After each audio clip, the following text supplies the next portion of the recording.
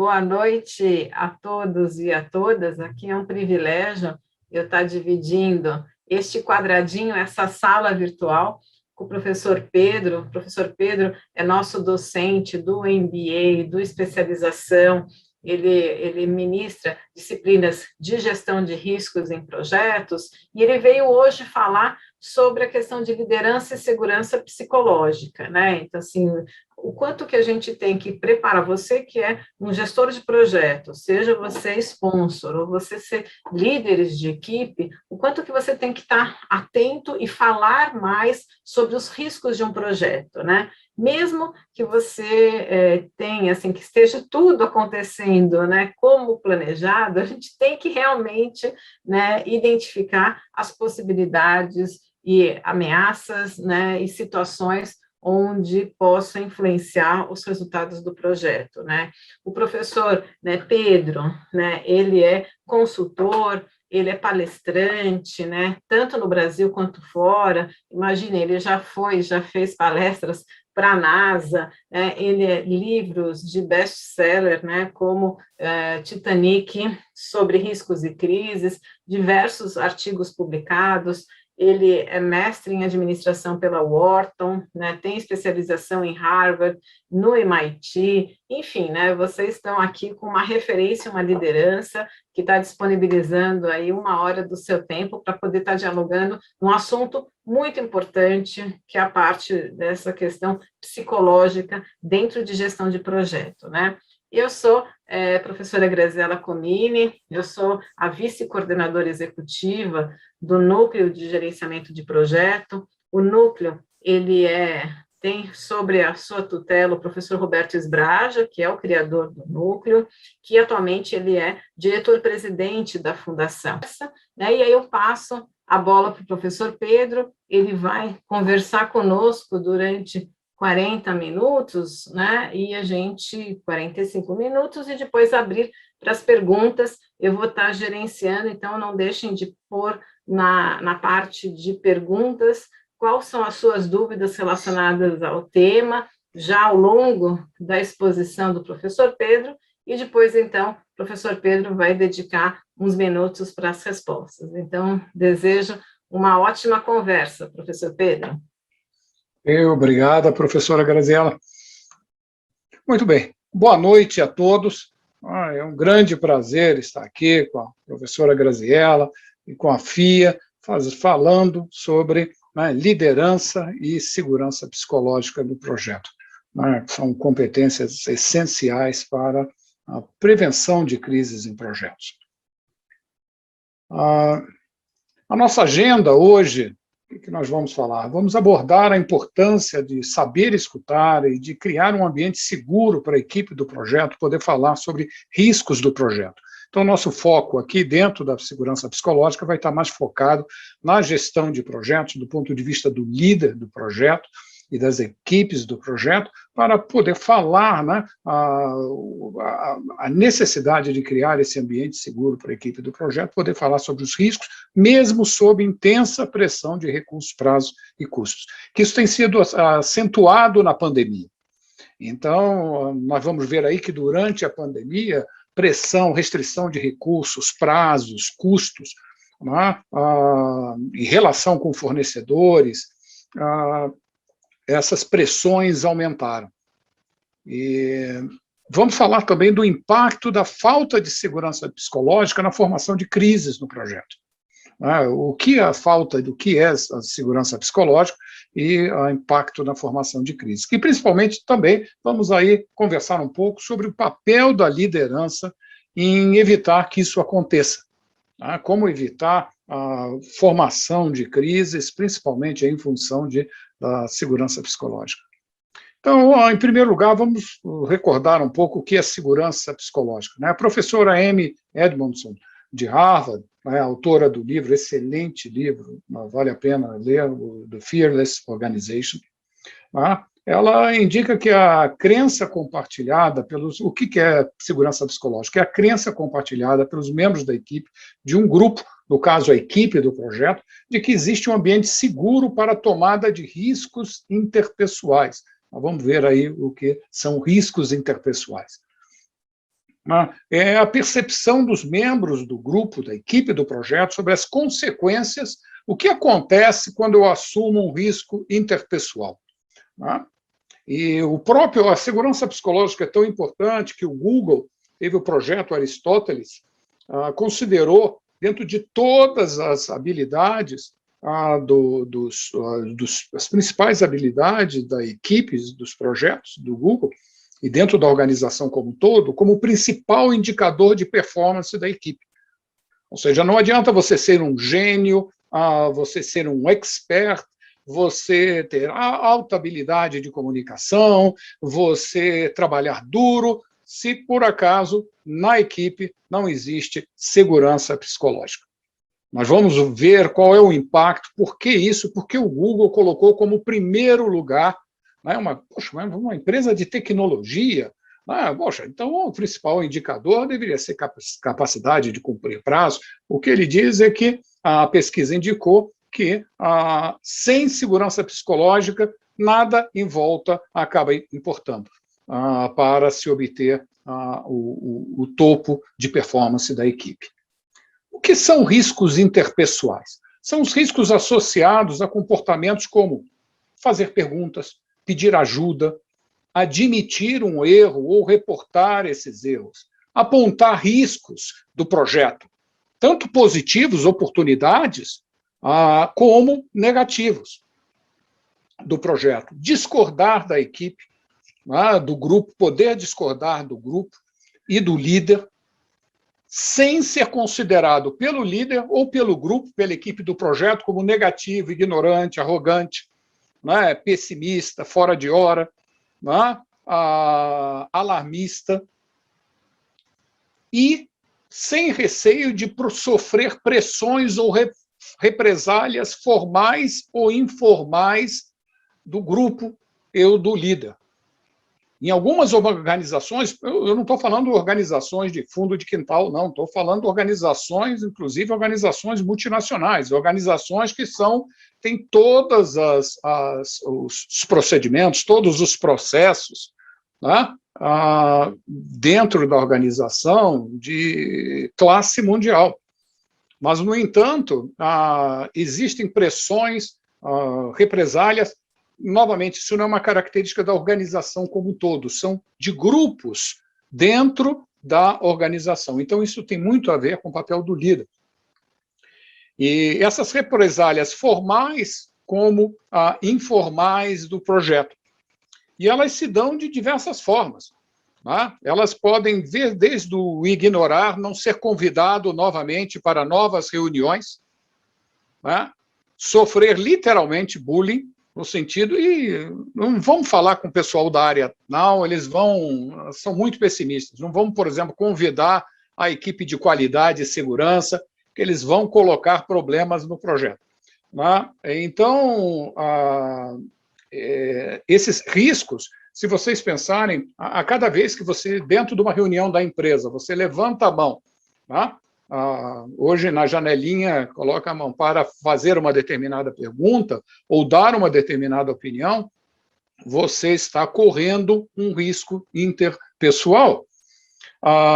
E esses comportamentos, se nós olharmos nessas imagens, esses comportamentos, o que tende a acontecer? Eu vou dar um exemplo do que é isso, que muitas vezes o próprio líder ele não se dá conta dessa situação. Numa situação real, um determinado gestor, ele ia fazer uma análise de um projeto, uma identificação de riscos preliminar de um projeto de alta importância para a organização. Iria salvar a organização, o trimestre da organização.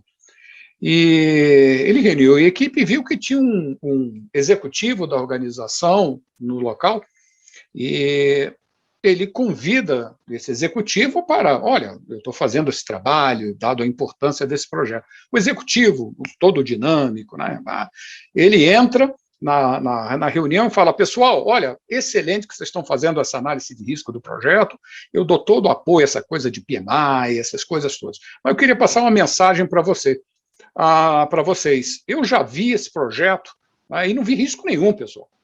Eu acho que vocês têm competência para tocar esse projeto. eu acredito na equipe. Olha, eu acredito na equipe, estou com vocês, esse projeto é um projeto importante, mas quem não se achar competente para participar desse projeto, levanta a mão e pede para sair. Tá? Que esse é um projeto crítico para a organização.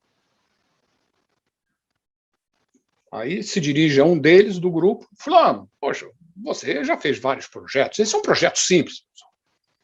A gente toca um projeto desse com o pé nas costas, não é isso mesmo? E o que o indivíduo fala ao chefe, o líder supremo, não, sim, claro, olha, puxa, não, claro. E você, se lembra? Eu já trabalhei com você, projeto tal, excelente. Olha, mas agora vocês levantaram essa questão de riscos, né? Eu fiquei curioso agora, volto e dentro de quanto tempo vocês vão levar? 1 hora? Eu fiquei curioso. Agora eu volto aqui. E ele volta. Quando ele retorna e pergunta quais foram os riscos que vocês identificaram nesses projetos, os principais riscos. Fora os riscos água com açúcar, ninguém levanta algo. O que vocês acham que é a reação? O que vocês acham que foi a reação da equipe? Ao líder supremo que, há uns minutos atrás, 1 hora atrás, disse que quem não tivesse competência pedia para sair. Então, não, pessoal, puxa, esse projeto, quem bolou esse projeto da organização? Qual foi o gênio que bolou? Puxa, eu vou contar para as crianças lá em casa que, nossa, que fantástico, né? E todo mundo elogia, aponta alguns riscos, vamos dizer, socialmente aceitos, e o que acontece? E vão para o cafezinho. No cafezinho, o que acontece? Quando chega a hora do cafezinho. É onde os riscos são identificados. Fulano, eu acabei de sair de uma reunião, você não acredita. Nossa, o pessoal vai fazer aquele projeto, se lembra? É igualzinho aquele outro, vai ser um caos. Nós não temos a estrutura necessária, não tem, a parte de TI ainda nem acabou o projeto anterior. E você, olha, eu não sei, foi bom pelo menos que eles colocaram a data, eu não sei de onde que eles tiram aquelas datas. Eu vou a RH agora pedir para tirar férias. Ou seja, você sabe, né, que quando começar a Vai da Zebra, se lembra aquele outro projeto? Quando começar a dar problema, quem tiver no raio de 10 quilômetros do epicentro do problema vai ser lascado. E eu preciso muito desse emprego. Então, o que acontece? Você começa a ter, literalmente, esses comportamentos do líder, e diversos líderes que eu participo em workshops, nos workshops que eu conduzo, eles têm a impressão de, puxa, Pedro, eu queria dar um incentivo à equipe. Então, na percepção do executivo, ele estava sendo assertivo, estava realmente incentivando a equipe e mostrando valor, porque eu acredito nisso. E, ao mesmo tempo, estava gerando uma percepção com relação aos riscos interpessoais. E, principalmente em situações de crise, de emprego, a coisa fica mais acentuada. Riscos interpessoais têm uma característica interessante, eles são assimétricos. O que isso quer dizer? Que o impacto negativo de falar, eu vou abrir a boca e falar sobre isso. O impacto negativo de falar é percebido como maior do que e mais provável do que o positivo. Em outras palavras, todos nós fazemos uma conta na cabeça. Em outras palavras, nós dizemos o seguinte, puxa, eu vou levantar a boca aqui, vou ser taxado de pessimista e assim por diante. Bem, eu posso falar ou posso ficar calado.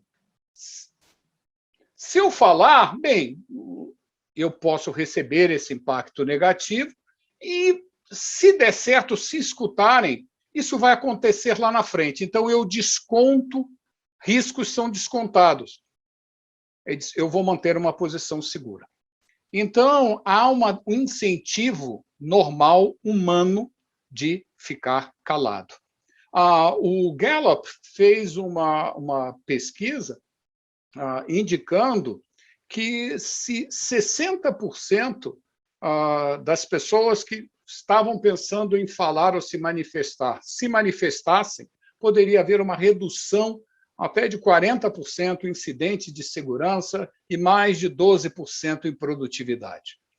Porque nós estamos vivendo numa economia do conhecimento, e a economia do conhecimento ela pressupõe troca de conhecimento. Ora, se as pessoas estão com receio de trocar conhecimento, porque estão com receio de ser punidas, parecer ignorantes e assim por diante, as chances do funcionamento dentro de uma economia do conhecimento, ela diminui bastante. Outro detalhe é que eles passam despercebidos de processos tradicionais e de sistemas de gestão de riscos, seguranças e compliance. Em outras palavras, eles voam abaixo do radar. Os sistemas não são desenhados. Você tem aquela grande reunião da matriz de riscos, todo mundo falando, faz o risco, e o indivíduo está ali olhando. E o que acontece? Esses sistemas, tanto que você olha, eu faço levantamento em diversas organizações, e em organizações que eu faço, inclusive workshops, se você olha os relatórios de riscos com todas as análises, em todas as cores, né, com relatórios bonitos, né, e você tem o chamado desastre anunciado. Quando acontece, você vê a equipe dizendo, eu bem que avisei, eu já sabia, ninguém me escutou. E não é por falar, não, mas eu tenho um sistema moderno que foi implantado. Não funciona. Sozinho, ele é extremamente necessário, todos os processos de gestão de riscos, processos e sistemas de gestão de riscos, segurança e compliance são fundamentais, necessários, excelentes. Mas se não tiver a parte comportamental, se não existir segurança psicológica, as chances de sucesso diminuem, porque eles não irão captar esses processos. Alguns sintomas da falta de segurança psicológica é a existência de pensamento de grupo, e muitas vezes ele fica bastante evidente. O que é o pensamento de grupo? É um fenômeno psicológico que ocorre na tomada de decisão de grupo, que foi identificado por Irving James, de Yale. Quais são as características? Silêncio em reuniões. Né? Autocensura. Em outras palavras, é melhor ficar calado por medo de parecer negativo, incompetente, de não pertencer ao grupo. Pressão psicológica do grupo ou do líder sobre os dissidentes, ou seja, não seja pessimista. Espera aí, você não tem espírito de equipe? Pessoal, eu acho que você não está embarcando aqui no espírito. Isso é um projeto importante para a organização. Líderes controladores e minimização de alertas em prol da ilusão de consenso e unanimidade. Todos estão de acordo? Olha, mas ok. E fica aquela ilusão que houve um consenso, mas, na realidade, não ocorreu. E outro é racionalização coletiva. Pessoal, nós estamos fazendo isso, estamos quebrando algumas etapas, queimando etapas, estamos em função de cumprir os prazos, pela satisfação do cliente. Então, você começa a utilizar uma série de justificativas. Um outro ponto, vamos olhar os impactos no projeto, desde o iniciar, planejar, executar, monitorar e controlar, e encerrar o projeto. Na realidade, nós podemos olhar isso, esse é o modelo dos 5 estágios de uma crise, eu desenvolvi isso, apresentei, inclusive, na Agência Espacial, sobre a dinâmica da formação de uma crise. Nesse caso, isso vale para operações e projetos. No caso de projetos, você primeiro tem o pré-crise. O que é o pré-crise? Onde tem as condições iniciais. Nada aconteceu, o projeto está andando, que é uma beleza, mas riscos internos e externos não estão sendo reconhecidos e tratados de forma adequada. Sintomas e alertas são ignorados. A equipe não é escutada pelos esses elementos que nós já mencionamos. Até que, finalmente, isso daqui está tudo perfeito. Até agora, como aquele indivíduo que cai, né, está caindo de um prédio, né, quando chega no 5º andar, você pergunta a ele como é que está. Ele diz, até aqui tudo bem. Né? Então, não aconteceu nada, mas problemas, muitas vezes, são detectados pela equipe já no iniciar no projeto, já no Project Charter do projeto. Ele diz, pessoal, vamos dominar o planeta em 3 dias com R$ 4 e com o nosso estagiário de botânica? As chances de sucesso disso são bastante baixas. Não, mas você não acredita na organização? Né? No planejamento, vários elementos do planejamento não foram considerados, o planejamento não foi completo, não foi adequado. Na execução, estão queimando etapas. No monitoramento e controle, surgimento de novos riscos não são levados em consideração.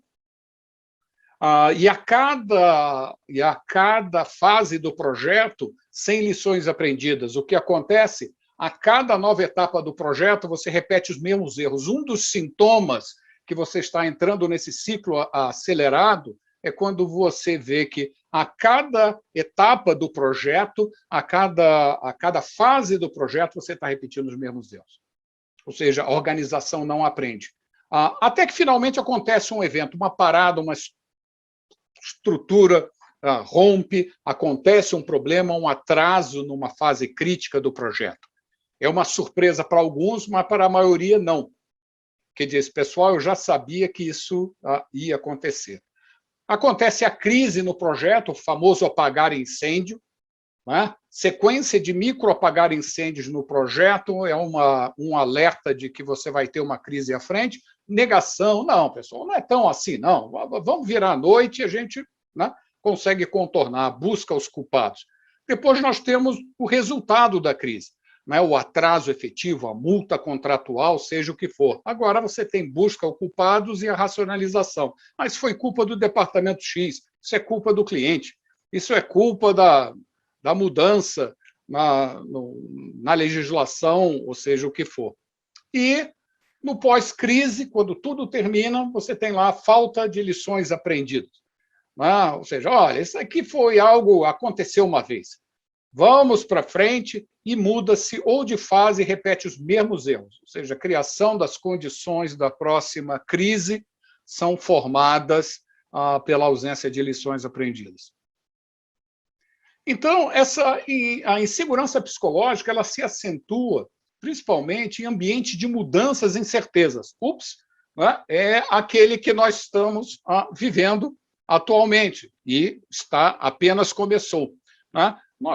Crise financeira da empresa, mercado de trabalho restrito, ou seja, o que acontece se eu irritar o chefe, se eu correr o risco de irritar o chefe, né? Posso eu pagar por ser mandado embora, ou pelo menos não receber a promoção que eu estou esperando, que vai pagar a escola para o meu filho, uma melhor escola para o meu filho, pressões de metas, prazos e custos. E quando eu falo incerteza, não somente na queda, né, a diminuição do negócio, a diminuição dos problemas do projeto, como aceleração. Tem diversos setores dentro da pandemia que não estão conseguindo dar conta da demanda. E o que está acontecendo? Regras de segurança estão sendo atropeladas. Eu tenho contato com organizações que dizem, Pedro, nós estamos acelerando, estamos correndo, a qualquer hora nós vamos ter um desastre anunciado aí e ninguém está parando. Então, o que acontece não é somente na queda, mas também na aceleração. Por exemplo, eu tenho um artigo que é Segurança Psicológica na Retomada. É muito importante o impacto, porque na retomada, quando vier e quando, né, a retomada, como tem já para alguns segmentos, você começa a ter esses formatos de riscos. Restrição de recursos e, principalmente, ambientes online. O ambiente online veio como uma cereja do bolo, porque as pessoas online, uma coisa é você ter o cafezinho, você se manifesta, você tem a forma de se comunicar, de se estruturar política e socialmente dentro da organização. Quando você está dentro do online, a coisa fica mais complicada. Você está sendo gravado, está sendo documentado. Então, há um nível de silêncio é impressionante. O nível de concordância da falta, com a falsa concordância é enorme. Eu gostaria que podemos fazer aqui uma pequena reflexão sobre projetos. Eu gostaria que vocês pensassem num projeto, pensem em que você tenha participado ao longo da carreira de vocês e que tenha fracassado, ou não tenha atingido um ou mais dos seus objetivos prioritários. Ok? Pensem nesse projeto. Ao longo da sua carreira. Não precisa ser na empresa que você está hoje, mas no passado. Pensem nesse projeto. Não deu certo. E teve um impacto bastante grande. Tá? É fácil fazer isso porque o nosso cérebro ele registra experiências desagradáveis, né, e tenta nos ensinar. Por isso que quando nós entramos num projeto que é uma furada, né, vocês internamente já têm aquela sensação de déjà vu que diz, né, já vi esse filme, né, já sabe que, né, aquela empolgação toda e o projeto não vai dar certo. Mas pensem nesse projeto, ok? O projeto acabou não dando certo. Independente da razão do fracasso do projeto, agora eu gostaria que vocês pensassem, independente da razão do fracasso desse projeto, se foi por recursos, o que foi. Foi uma surpresa total para a equipe do projeto e demais partes interessadas, ou seja, quando deu aquela falha no projeto, né, aquela crise, foi parar nos jornais e assim por diante, a equipe toda do projeto e os principais interessados falaram, né? Né? Que surpresa! Né? Ninguém esperava algum negócio. Né? Em outras palavras, todos eram cegos e ninguém tinha visto o desastre à frente. Né? A boa notícia é que raramente é uma surpresa. Isso é ótimo, é uma excelente notícia. Né? Alguns colaboradores e áreas já haviam percebido e já haviam tentado falar. Alguns membros da equipe já haviam tentado alertar a empresa. E muitas vezes até fornecedores.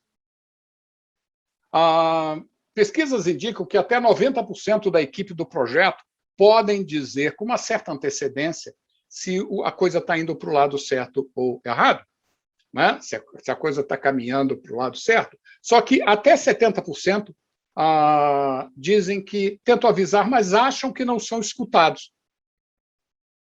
E 20% não fala mais. Em outras palavras, o indivíduo diz, olha, ok, chefe, você quer fazer o quê? Quer colocar a pilastra ali? A fundação vai ficar aqui? Ok, só assina aqui e eu faço. Tá? Eu estou aqui, trabalho 8, 10 horas. Em outras palavras, você começa a ter cada vez mais o engajamento se torna algo cada vez mais raro. E esses sintomas começam a permear a organização. Todos a favor de fingir otimismo, entusiasmo com esse projeto que sabemos que não dará certo, levantem as mãos. E várias organizações nós começamos a ver situações gilbertianas, literalmente. E o mais interessante é que toda a liturgia de vamos cantar e assim por diante, né, estamos todos juntos, para frente e assim por diante, mas a organização dentro ela vai se desengajando, mas, ao mesmo tempo, criando uma aparência de estamos aí a 100%. Outros sintomas são filtros na comunicação de riscos e má notícias, indo de equipes até a alta administração, conselho e sponsor. O que acontece? Você tem aqui um alerta, ele nasce na base do projeto, que é a linha de frente do projeto, e em cima se transforma em tudo ok, está uma maravilha. Na realidade, né, perceba um risco aqui embaixo, alguém está percebendo, né, começa como o receio, né, aquele receio de temos que ver a hora boa de falar com o chefe sobre isso. Não, vamos adoçar a pílula. Né? Vamos adoçar. Só que a informação ela vai sendo adoçada a cada nível, no segundo é tudo sob controle, e no final a alta administração e conselho recebem a notícia que vai ser um sucesso garantido. Vou dar um exemplo, numa determinada organização que estava fazendo um reparo numa estrutura crítica para o projeto, o supervisor fala com os membros da equipe, dizendo, aí, como é que é? Vocês têm que terminar isso. Não, como é que está? Olha, isso aqui está difícil. Pô, quem não puder, levanta a mão, pede para sair. Não, nós vamos dar um jeito aqui, vamos virar à noite e vamos, olha, está tudo tranquilo? Não, não, chefe, pode deixar, vamos tentar. Quando você fala vamos tentar, é zebra na certa, vai ter um problema à frente. Vamos tentar, vamos fazer o possível. Vamos lá, não, pode deixar comigo. Né? E o que acontece? Esse supervisor, ele encontra com o gestor, com o gerente à frente, e o gerente pergunta, e aí, como é que anda aí a questão da tubulação? Não, estamos aí com os desafios, mas está sob controle. Eu botei equipe aí para virar à noite. Eles vão ter que dar jeito. Ok, hein? Olha lá, perfeito. Esse gestor encontra com o diretor. Né? Esse gerente encontra com o diretor está indo para uma reunião com a presidência e pergunta, e aí, como é que está a questão lá da tubulação, hein? Já acertou? Olha, nós estamos precisando, olha lá. Não, está tudo sob controle. A coisa está perfeita. Os desafios já foram superados. Eu estou botando pressão em cima. Ok, ótimo. Então, ele pega o elevador, sobe, né, ia lá e está com a reunião com a presidência. O que o presidente, poxa, ele querendo se inteirar das coisas, ele pergunta, a questão da tubulação lá, como é que ela anda? Não, céu de brigadeiro. A questão aí já passado, aí já podemos contar, né, sucesso garantido, não vai ser empecilho nenhum. Poxa, é excelente. Chega sexta-feira, né, 5 horas da tarde, não sabe porque é uma tendência para convergir essas crises e desastres anunciados para sexta-feira às 5 horas ou vésperas de feriado.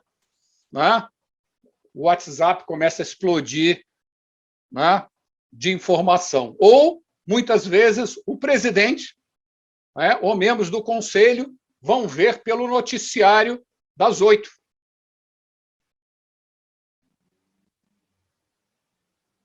Porque a organização não passou a informação. Eles vão saber, né, quando chegam no conforto do lar ou indo para o feriado, né, e recebem em edição extraordinária, né, o rompimento da tubulação.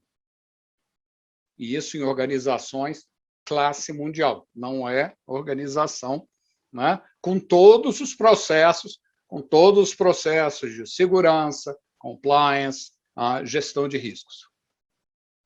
Todos encadernados em cores. E esse detalhe não tem de acontecer só na base, em cima também. Pesquisa realizada com mais de 100 conselheiros no Brasil indica pouca discussão e com opiniões divergentes, tendência a evitar conflito e ignorar informações internas existentes na busca de consenso, presidentes que não abrem espaço para perspectivas diferentes e conselheiros que não escutam, não são assertivos o suficiente. Essa falta de segurança psicológica e, muitas vezes, até a relação entre presidente e conselho, em que a própria escolha ou do conselho, onde que não existam muitas vozes divergentes, ou até a pressão e o poder do presidente, capacidade de comunicação, influência, inteligência, acaba reduzindo o nível de comunicação. Em algumas organizações, uma organização era muito competente, as pessoas respeitavam o fundador, e o fundador ainda estava presente e ativo. Então, era muito difícil a contestação do fundador. O resultado disso tudo são as chamadas surpresas previsíveis. Chama de surpresas previsíveis dos projetos, ou SPPs, que é uma mudança súbita e drástica no status de um projeto, geralmente às sextas-feiras, 5 horas da tarde, considerada como uma surpresa na alta administração, mas não para a equipe. O que se transforma em eu bem que avisei, ninguém me escutou. E do outro lado, não, eu não sabia. Se tivessem me avisado, e na realidade eu converso em workshops que participam, vários executivos dizem, poxa, eu realmente não sabia. Então,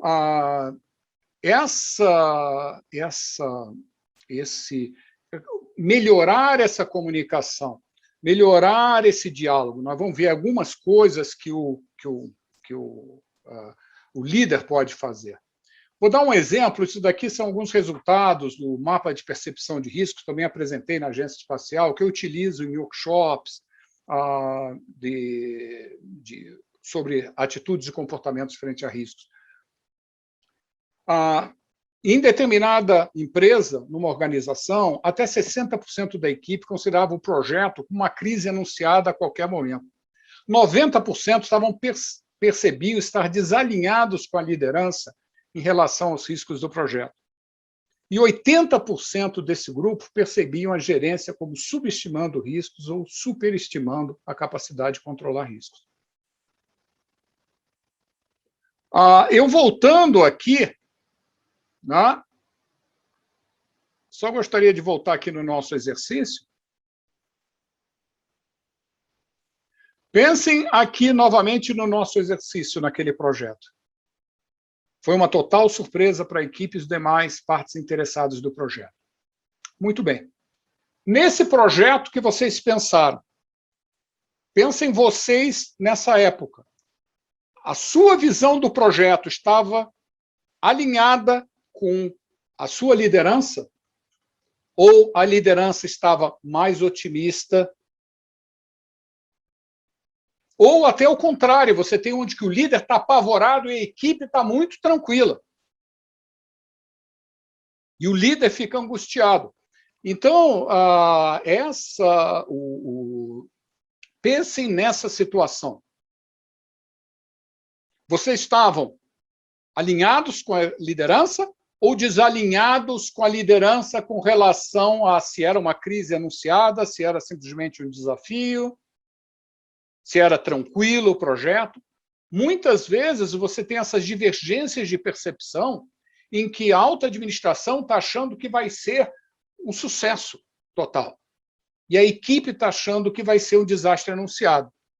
Isso, na realidade, são alertas para a prevenção de crise. É excelente. Diferenças de percepção de risco são alertas para a prevenção de crise. Então, nesse caso, 80% do grupo percebia a gerência como subestimando o risco. E o diálogo era zero. E, no entanto, essa organização era extremamente... O que se baseava a alta administração? Nós temos todas as qualificações, nós temos compliance. Lembre-se que o Titanic afundou 100% em compliance com a legislação. Então, estamos em compliance, temos as melhores pessoas. Mas se você não escuta a linha de frente, as chances de sucesso diminuem bastante. Como melhorar o nível de segurança psicológica da equipe?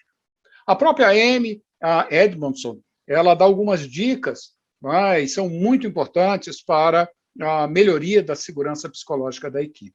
Exemplos de algumas ações que ajudam a criar um ambiente de segurança psicológica.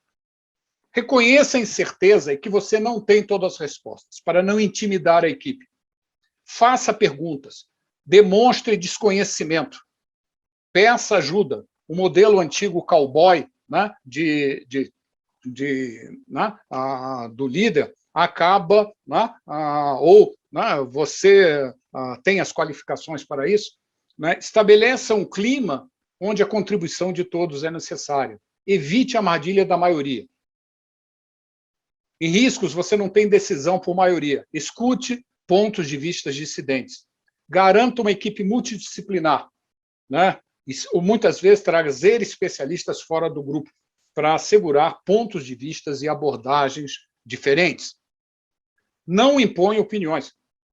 Designe muitas vezes um advogado do diabo. Quando você verifica que está poxa, peraí, está todo mundo concordando? Se todo mundo está concordando, tem alguma coisa de errado. Algumas organizações criam com sucesso os Red Teams, Blue Teams. Em alguns workshops, eu criava, literalmente, o planejamento estratégico, por exemplo. Em planejamento estratégico, quando diversas organizações, ou um projeto estratégico para a organização, as pessoas se apaixonam pelo projeto. Então, é interessante você criar uma equipe cujo objetivo é ver como é que esse projeto pode fracassar. Convide a equipe a descobrir se você está esquecendo algo. Tá? E aceite a surpresa, o erro ou a discordância. Em outras palavras, escute e aumente o nível de segurança psicológica da sua equipe. Lembre-se, riscos dependem de percepções. Se você está aqui olhando para essa situação, você pode ter um nível de informação diferente do que esses dois. E muitas vezes alguém pode dizer, não seja alarmista, você tem um nível de informação diferente. Como líder, evite a síndrome do Titanic no seu projeto. Essa é a frase do Edward Smith, que é o capitão do Titanic. Não posso imaginar o que poderia afundar os novos navios. E a despeito de diversos alertas, o Titanic afundou. Lembre-se que o Titanic também afundou 100% em compliance com a legislação. Muitas organizações hoje ficam, não, estamos em compliance, não, temos todas as normas, todos os processos. Isso não garante o sucesso. Ok. Obrigado. Era essa mensagem, espero que tenha sido útil. Sim, nossa, professor para todos. Não, muito obrigado. E perguntas, né? Quer dizer, muitas, assim, algumas, assim, mais do que perguntas, muitas colocações também, né? Porque acho que todos nós vivenciamos isso de maneira direta ou indireta. Temos uma pergunta aqui bem interessante, né? E depois eu vou resgatar um pouco o que está acontecendo no chat, professor Pedro, alguns comentários, né? Bom, aqui está dizendo o Wallace Souza, né? Ele disse assim que o que o senhor sugeriria, assim, quais são as cerimônias que poderíamos tentar para quebrar o gelo do time em relação a riscos, né? Para que eles sintam mais à vontade para falar, porque a gente sabe desses medos, né? Trazer exemplos de riscos considerados bobos, né? Para que entendam que tudo bem falar sobre coisas consideradas menos importantes pode funcionar. Como que o senhor tem, que dica o senhor daria para o grupo aqui? Olha, em primeiro lugar, principalmente para organizações que não, dependendo muito do nível de maturidade da organização, vamos dizer, uma determinada organização que vai iniciar ou vai pensar em pensar sobre riscos, né? Estruturar, colocar riscos de uma forma estruturada. O primeiro é dar, por mais simples que seja, uma introdução, por exemplo, se forem riscos em projetos ou operações, colocar uma introdução, um treinamento simples, sobre o que é a gestão de riscos, quais são os passos, com exemplos simples, né, como que ele mesmo mencionou. Em outras palavras, dê o framework primeiro, dê a estrutura primeiro conceitual. Então, treinamento é fundamental para se iniciar a pensar sobre riscos, de maneira que todos estejam na mesma página sobre termos e tudo mais. Segundo ponto, como que o Wallace mencionou bem, é não complicar, não complique, não use termos, eu vou começar a falar sobre probabilidade, eu vou começar as pessoas, senão você isola as pessoas ficam com receio. Fale nas formas mais simples. Dependendo, muitas vezes, faça um mini treinamento ou avalie um segmento do projeto. Comece pequeno. Por exemplo, eu dei treinamento na África do Sul para empresas de engenharia e construção, empresas de mineração que trabalhavam lá na linha de frente, onde as pessoas tinham zero de treinamento. aprenda a pensar sobre riscos, para identificar, de uma forma que a equipe possa identificar riscos. Então, comece com exemplos simples. Olha, vamos identificar alguns riscos nesse projeto. Tá? Escute as pessoas. Utilize inicialmente brainstorming, técnica de brainstorming. Deixe a coisa menos formal, não comece a colocar formulários na frente. As pessoas têm pavor de formulários, ou então começam mecanicamente a preencher formulário. Converse com a equipe. Então, treinamento, onde que teriam os conceitos fundamentais, e comece pequeno, e em casos reais se utilizaria para projetos, segmentos de projeto, um determinado fase do projeto, um determinado pacote de trabalho do projeto. Comece pequeno. Professor Pedro, aqui a gente está vários questionamentos, todo mundo querendo saber várias dicas, orientações, mas a Bruna Jordan traz uma questão mais de pano de fundo, né? Uhum. Se o senhor considera que o ambiente muito agressivo dos negócios não dificulta essa segurança psicológica, né? Como que lidar com isso, né? Um ambiente já um tanto quanto hostil que a gente tem nas empresas. Sim, uma das coisas, existem duas portas de entrada. Uma é a venda para o executivo, para a liderança. Vou separar essa pergunta em dois pedaços. Puxa, eu quero uma consciência maior.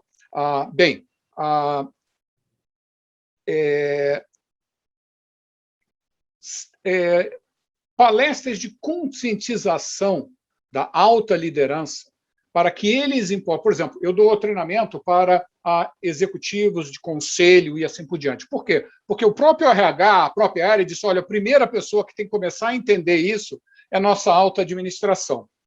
Então, lide com a alta administração, porque se eles não comprarem a ideia, não tiverem, vai ser mais complicado. Muito bem, isso é a situação ideal. Né? Começar pelo topo, pela conscientização do topo. Segunda forma, mas espera aí, mas a minha liderança não entende isso, quer resultados. Mas você, como líder, com a sua equipe, você pode criar a segurança psicológica na sua equipe. Proteja a sua equipe. Poxa, mas espera aí, eu ando num ambiente que a minha organização, ela não... Ok, mas você pode criar verdadeiros pontos de proteção em que você escute a sua equipe. Em outras palavras, eu quero mudar tudo. Comece por você mesmo. Comece com a sua equipe. Tá? Então, eu já vi isso, muito progresso ser feito, quando o líder começou... Sabe que o efeito interessante? Ele começou a reunir a equipe dele. Puxa, que interessante. Ele começou e o pacote de trabalho dele e o segmento, a frente de trabalho dele começou a melhorar. O engajamento da equipe dele começou a melhorar. Em outras palavras, o resultado da frente dele começou a melhorar. O que aconteceu? Esse foi um exemplo de baixo para cima. Outras equipes começaram, e líderes procuraram ele para fazer a mesma coisa. Isso foi se disseminando dentro da organização, através de sucessos. Puxa, está complicado. Comece o exemplo em você. Comece pequeno, na sua linha de frente, no seu mini projeto. E o seu exemplo começa a permear na organização. Professor Pedro, aqui aproveitando aqui mais algum último minutinho, né, porque a gente estava previsto, assim, tem uma pergunta muito interessante do André, no chat teve muitas questões. O André Lisboa, ele queria ter um pouco da sua opinião sobre essa questão do trabalho remoto, né? Como que a gente pode, aquele famoso cafezinho, né, que a gente sempre tinha com o time, e como que o senhor tem visto essa aproximação, né? Ele está sentindo dificuldade desse engajamento com a comunicação remota, se o senhor tem alguma dica, né, específica para esses tempos de trabalho remoto. Aquilo como que eu mencionei, né, o trabalho remoto, ele criou um impedimento, quer dizer, ele facilitou muita coisa, mas ele criou um impedimento no olho a olho, né? Não um impedimento, não é impedimento, mas uma dificuldade, né, maior, porque você está falando ali, todos estão te olhando, né? A questão de estar sendo gravado, de ficar oficialmente, o que não acontece no cafezinho. Né? Do ponto de vista de liderança, é muito importante para o líder ele se dar conta disso, né? Dessa dificuldade adicional, e ele quebrar esse gelo. Ele reconhecer, lembra aquilo que eu mencionei agora há pouco, sobre reconhecer as dificuldades. Ele reconhecer e trazer a equipe. Vocês estão desconfortáveis, nós não temos aqui o cafezinho. O fundamental é que a sua identificação de riscos não vá para o cafezinho. Não é? O que acontece? O cafezinho é que você perde o controle.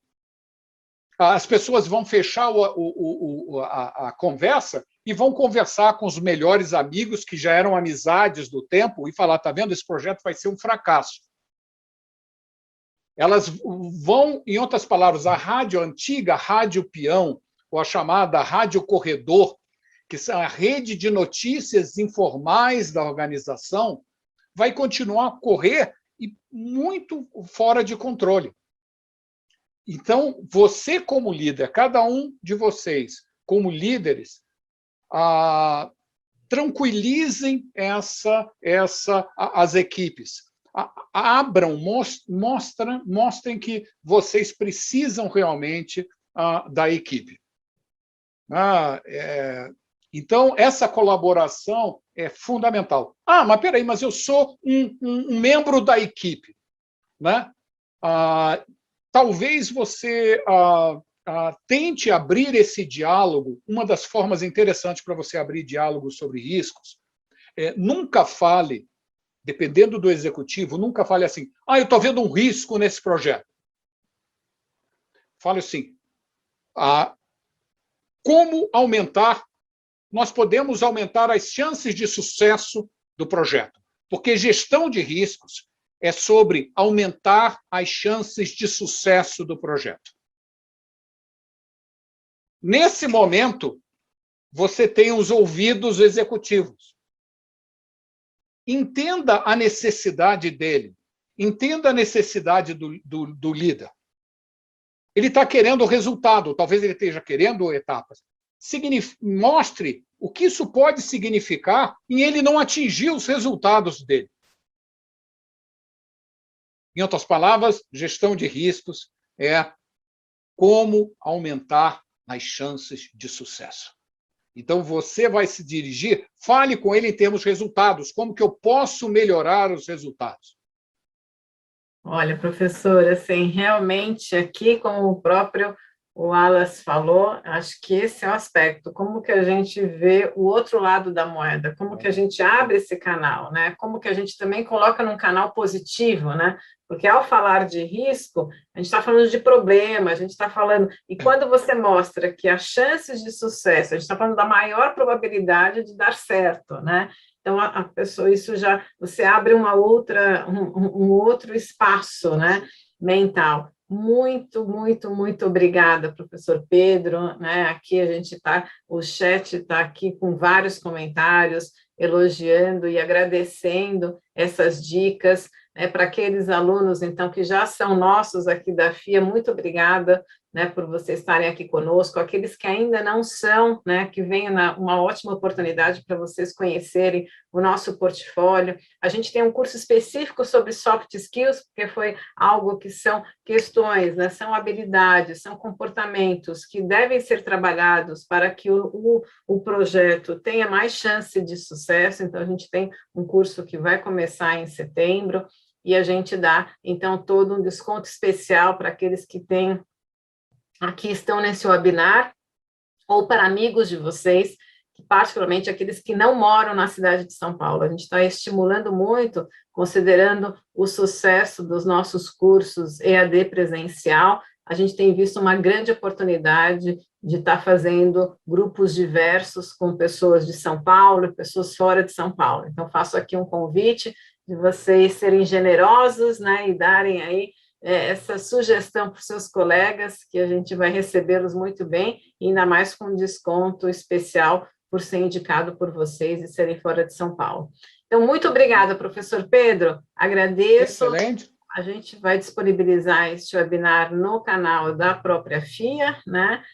Estavam perguntando sobre os slides, aí a gente avalia com o senhor se a gente vai poder mandar os slides para os participantes, senão eles acompanham o webinar mesmo pelo YouTube, né? E aqui nesse último slide, eu indiquei ali no meu LinkedIn, tem 2 artigos também relacionados a isso, que são Saber Escutar e Segurança Psicológica na Retomada, da revista Empresários, e os 5 estágios de uma crise, também sobre o que falamos hoje. Isso está lá no meu LinkedIn, é só entrar lá e buscar, ou no próprio site da revista Empresários. Mas esses 2 artigos eu abordo também esses temas que nós falamos hoje. Muito obrigada, professor Pedro. Muita saúde. Olha, eu que agradeço, né? Agradeço a todos aí. Espero que tenha sido útil para vocês, né? Vários desses temas eu dou em minhas aulas na FIA, né? Vários desses pontos eu incentivo, eu coloco e expando isso nas aulas na FIA. Claro, esse assim é só uma pílula, né? Assim, né? Para que a gente possa dar o gostinho de quero mais, né? Para que venham aqui estar conosco nos nossos cursos e poder usufruir muito mais do conhecimento do professor Pedro. Muito obrigada, desejo boa noite a todos e a todas, um ótimo final de quinta-feira e muita saúde. Tá bom? Obrigada, muito obrigado. Professor. Boa noite a todos. Boa noite. Boa noite.